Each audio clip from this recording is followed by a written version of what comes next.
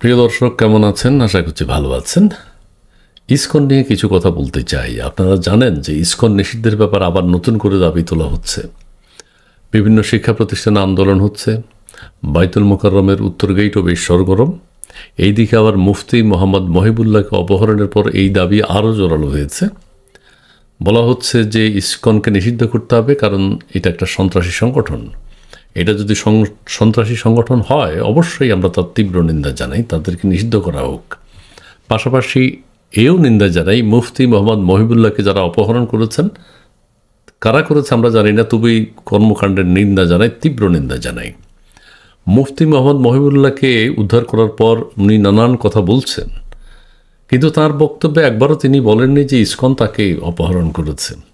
তিনি বলছেন যারা অপহরণ করেছে তারা বাংলাদেশের নয়, এটা তিনি বুঝেছেন। কিন্তু কোন দেশের? যদি ভারতের কলকাতার হয়ে থাকে, তাহলে ভারতের কলকাতার কেউ তো বাংলাদেশের ইসকন করে না।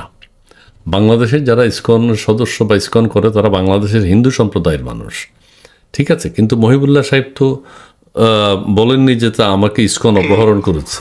বাংলাদেশের ধর্মভিত্তিক দল বিএনপি, এনসিপি এদের বিরুদ্ধে কথা বলবি। এনসিপি বাংলাদেশের সব, বাংলাদেশ লেখেই না, লেখছে পূর্ববঙ্গ। পূর্ববঙ্গের এনসিপি পূর্ববঙ্গের সবচাইতে বড় শত্রু। খালি একটু দেখার চেষ্টা করি। আচ্ছা, অনেক কথা বলেছেন, ওনার কাছে অনেক চিঠিপত্র এসছে, সেখানে তিনি বাংলাদেশকে দেখেছেন পূর্ববঙ্গ বলতে। আর এনসিপি, বিএনপি ধর্মভিত্তিক যেসব রাজনৈতিক দল, এনসিপি হচ্ছে পশ্চিমবঙ্গের জন্য হুমকি স্বরূপ, এগুলো তিনি বলেছেন। এখন আমরা দেখব যে ওই থানা কি বলছে, পুলিশ প্রশাসন কি বলছে। আমি যদি একটু আপনাদের সাথে শেয়ার করি, গণপ্রজাতন্ত্রী বাংলাদেশ সরকার, Bangladesh police, Gazipur metropolitan police, হ্যাঁ, এই যে প্রেস রিলিজটা, পুলিশের পক্ষ থেকে একটা প্রেস রিলিজ এসছে, এটা আমি আপনাদেরকে এখন একটু পড়ে শোনাবো। তারা বলছেন, মুফতি মোহাম্মদ মহিবুল্লাহ অপহরণ সংক্রান্ত টঙ্গী টিএনটি কলোনি মসজিদের ইমাম জনাব মুফতি মোহাম্মদ মহিবুল্লাহ মিয়াজিকে অপহরণের বিষয়ে গতকাল টঙ্গী পূর্ব থানায় নিয়মিত মামলা রুজু করা হয়েছে। মামলা হয়েছে এখন একজন বর্ষিয়ান আলেমের অপহরণকে পুলিশ গুরুত্বের সাথে গ্রহণ করে মামলা রুজু করার পূর্বেই অনুসন্ধান শুরু করে পুলিশ। বিষয়টি বেশ গুরুত্বের সাথে বিবেচনা করেছে। মামলা হওয়ার আগেই পুলিশ স্ব-উদ্যোগে তারা তদন্ত শুরু করেছে যে এই কাণ্ডটি কারা ঘটিয়েছে। মামলার তদন্তকালে কোনো ব্যক্তি বা গোষ্ঠীকে সন্দেহাতীতভাবে দায়ী করার মতো পর্যাপ্ত সাক্ষ্য প্রমাণ এখন পর্যন্ত পাওয়া যায়নি। অর্থাৎ তারা যে কারা তাকে অপহরণ করেছে এই বিষয়ে কোনো সাক্ষ্য প্রমাণ পাননি। এই লাইনটি আবারও পড়ি, মামলার তদন্তকালে কোনো ব্যক্তি বা গোষ্ঠীকে সন্দেহাতীতভাবে দায়ী করার মতো পর্যাপ্ত সাক্ষ্য প্রমাণ এখন পর্যন্ত পাওয়া যায়নি। কিন্তু দাবি তোলা হচ্ছে যে আমাদের ইসকনকে নিষিদ্ধ করতে হবে, ইসকন সন্ত্রাসী সংগঠন। কিন্তু পুলিশ বলছে অন্য কথা। মহিবুল্লাহ অন্য কারণে অপহৃত হয়েছেন কিনা এখনও সেই তথ্য তারা জানেন না। গাজীপুর মেট্রোপলিটন পুলিশ এই তদন্তে সকলের সহযোগিতা প্রত্যাশা করে, সবাই তাদেরকে সহযোগিতা করবেন। তদন্ত শেষ হওয়ার আগেই কোনো পক্ষকে দায়ী না করে ধৈর্যশীল হওয়ার জন্য সংশ্লিষ্ট সকলের প্রতি গাজীপুর মেট্রোপলিটন পুলিশ বিনীত অনুরোধ জানাচ্ছে। অর্থাৎ পুলিশের পক্ষ থেকে এখনও কোনো ক্লু পাওয়া যায়নি। মহিবুল্লাহ সাহেবও কোনো কথা বলেননি তাকে ইসকন অপহরণ করেছে কিনা, ভারতের কেউ অপহরণ করেছে কিনা তিনি সেটাও বুঝতে পারেননি, সেটা তিনি খোলাসা করেননি। কিন্তু দাবি কিন্তু জোরদার, ইসকনকে নিষিদ্ধ করতে হবে। ঠিক আছে, মহিবুল্লাহ সাহেবের আমরা আরেকটা ভিডিও দেখি একটু। তিনি অন্য একটা ভিডিওতে কথা বলেছেন, বেশ একটা কবিতা পড়েছেন, তার একটা কবিতা আমরা শুনবো। আসসালামু আলাইকুম ওয়া রাহমাতুল্লাহি ওয়া বারাকাতুহু। বাংলাদেশের স্বাধীনতা সার্বভৌমত্ব টিকিয়ে রাখার লক্ষ্যে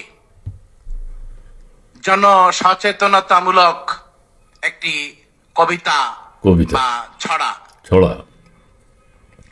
হুঁশিয়ার, সাবধান,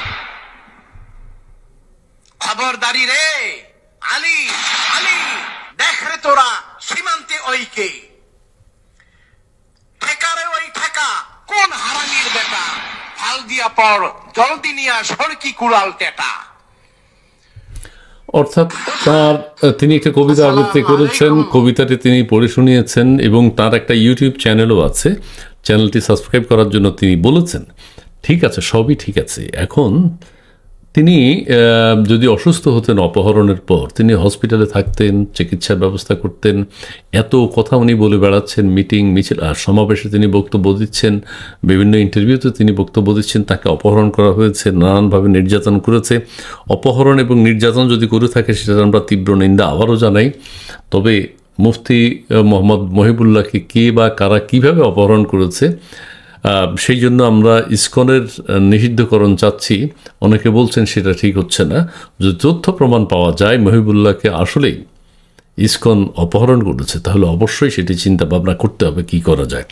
আমরা আমাদের আরও একজনের একটা বক্তব্য শুনি, সেটা হচ্ছে মন্দির হবে ভাঙার জন্য, মন্দির হবে ভাঙার জন্য, মূর্তি হবে ভাঙার জন্য।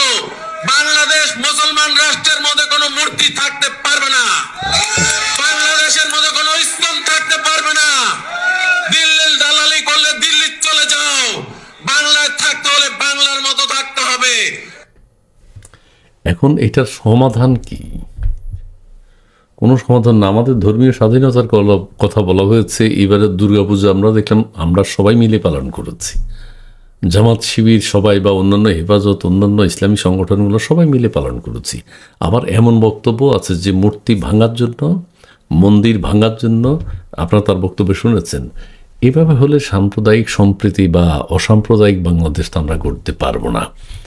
আমাদেরকে চিন্তা করতে হবে আসলে হিন্দু সম্প্রদায়ের বা অন্য সম্প্রদায় যারা বাংলাদেশে আছেন, তারা তো এই দেশে জন্মগ্রহণ করেছে, এই দেশের নাগরিক। আমরা যদি এখন তাদের উপর নির্যাতন চালাই, আমাদের 20 কোটির মতো মুসলিম ভাই আছেন ইন্ডিয়াতে, 20 কোটি বা আরও বেশি, তাহলে তাদের কি হবে? যাই হোক, সম্প্রীতি, আমরা ভালো থাকতে চাই, মিলেমিশে থাকতে চাই, সেটাই প্রত্যাশা করি। সবাই মিলে সেটাই চেষ্টা করুন। ইসকন যদি সন্ত্রাসী সংগঠন হয় অবশ্যই নিষিদ্ধ করতে হবে, যে কোনো সন্ত্রাসী সংগঠনকে নিষিদ্ধ করতে হবে। বাংলাদেশে অনেক এর আগে অনেকগুলো সন্ত্রাসী সংগঠন নিষিদ্ধ হয়েছে। বিভিন্ন সংগঠন আপনারা জানেন, জঙ্গি সংগঠন। ইসকনও যদি সেরকম কিছু হয় অবশ্যই নিষিদ্ধ করতে হবে। সবাই ভালো থাকবেন, সুস্থ থাকবেন, সুন্দর থাকবেন। মহিবুল্লাহ সাহেবের সুস্থতা কামনা করি। কেউ বলছেন মহিবুল্লাহ সাহেবের এই অপহরণ ঘটনা এটা অ্যারেঞ্জ গেম, আমরা সেটাও বিশ্বাস করতে চাই না। পুলিশ নিশ্চয়ই এটা তদন্ত করে বের করবে। ধন্যবাদ।